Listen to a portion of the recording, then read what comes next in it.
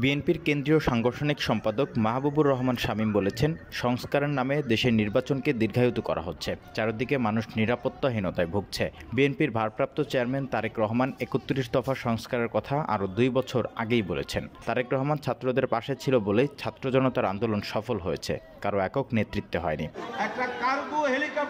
সোমবার দুপুরে নোয়াখালীর দ্বীপ উপজেলা হাতিয়ার AM উচ্চ বিদ্যালয় মাঠে উপজেলা ও পৌরসভা বিএনপির আয়োজনে দেশবিরোধী অপতৎপরতা রুখতে এবং গণতন্ত্রের অভিযাত্রায় দ্রুত নির্বাচনের দাবিতে আয়োজিত জনসমাবেশে প্রধান অতিথির বক্তব্যে তিনি এসব কথা বলেন।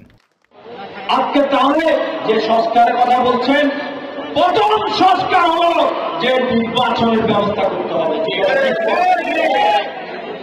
অতি দ্রুত নির্বাচনের ব্যবস্থা করতে হবে, এটা আজকের সবাই আমাদের দাবি।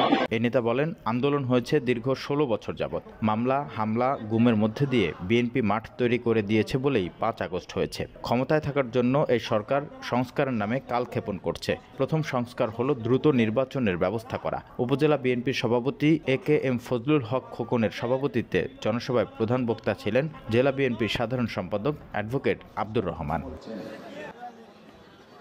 আজকে তাহলে যে সংস্কারের কথা বলছেন, প্রথম সংস্কার হলো যে নির্বাচনের ব্যবস্থা করতে হবে। ঠিক আছে?